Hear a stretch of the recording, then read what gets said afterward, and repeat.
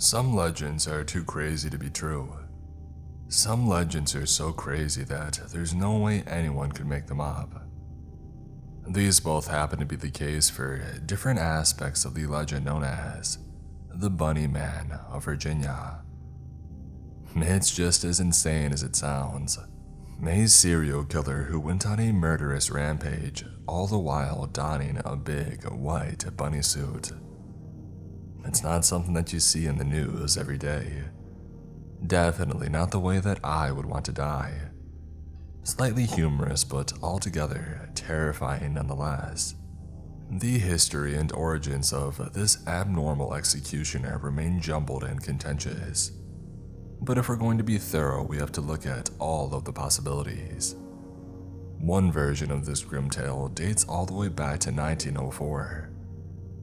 Details are sparse, but it's believed that a prison bus transporting convicts broke down in the woods of Fairfax Station, Virginia.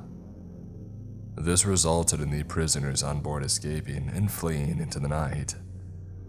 Alarms were raised and most of the escapees were quickly apprehended, though two remained at large: Marcus A. Walster and Douglas J. Griffin. A comprehensive search of the area turned up half-eaten and dismembered rabbits. These unfortunate bunnies created a trail that ultimately led to Marcus Walster's body, lying right next to the Fairfax Station Bridge. From then on, Douglas Griffin was known as the Bunny Man, and to this day the Fairfax Station Bridge is known as the Bunny Man Bridge. The authenticity of this story has been brought into question, but there is a very real murder that has the possibility of sharing a loose connection with a murderous escapee.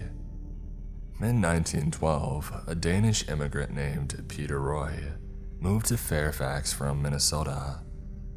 He purchased 2 parcels of land totaling 180 acres.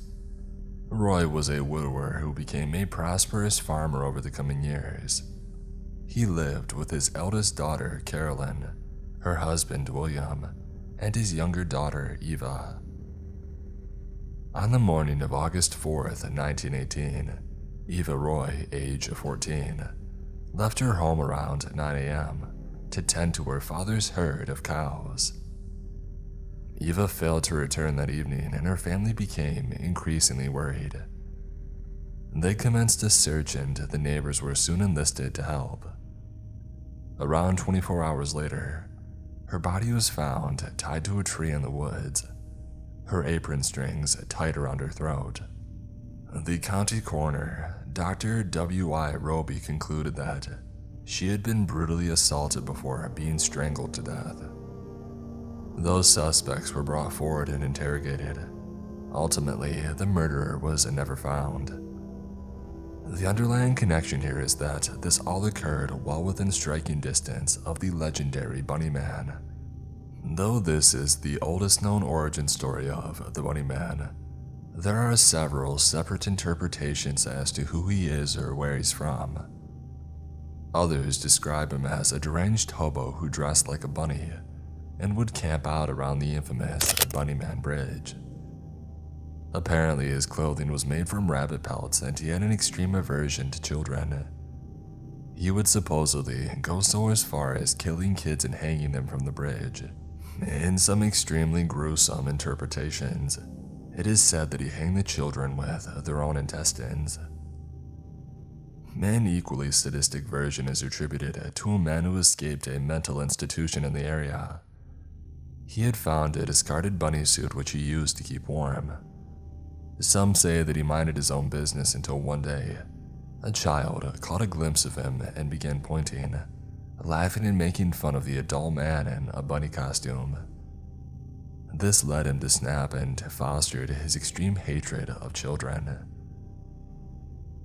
It's rumored that a school bus broke down near the Bunny Man Bridge sometime around Halloween many years ago. When the bus was discovered several hours later, everyone inside had been brutally murdered. Some bodies were found turned entirely inside out. Yet another version pins the Bunny Man's origins on an escapee from a local jail. He camped out in the woods to avoid detection, and he would eat bunnies to survive. With so many similar accounts, it's difficult to determine which, if any, are closest to the truth. The aspects of each story that remain consistent are an adult male wearing a bunny suit and being camped or located underneath or near the Fairfax Station Bridge, now known as the Bunnyman Bridge. Some are inclined to believe that all of the stories are tall tales and ultimately just a fantasy based around a real, rather scary looking bridge. There is only one story that has been confirmed as absolute truth when it comes to the Bunnyman. Back around Halloween in 1970, Fairfax County Police were searching for a man in a white bunny suit who threw a hatchet through the car windows of some people that wandered onto his property, supposedly in an attempt to scare them off. No one was injured, but a few weeks later, the same bunny-suited maniac had reemerged. This time, he was hatching it away at the porch of a new unoccupied house. The real-life bunny maniac was never apprehended. It's unsure why he was acting so strangely. Perhaps he had heard the tales of the Bunnyman that had morphed wildly throughout the years and he was attempting to imitate them. Perhaps he was hopped up on drugs. Regardless, it remains the only officially documented case, and thankfully he didn't manage to take any lives during his strange escapade. Regardless of the authenticity of each of these urban legends, the Bunnyman Bridge manages to attract hundreds of tourists per year, especially around Halloween time. Despite having an Easter aesthetic, it is believed that Bunnyman activity peaks around Halloween, and this lines up with the supposed timelines of his escape and murders and many variations of the tale. Some say that the spirits of the children or even the ghost of the Bunnyman himself are anchored to the bridge, and they reemerge on Halloween every year. If you find yourself in or around Fairfax Station, Virginia, paying a visit to the Bunnyman Bridge may make for a fun afternoon.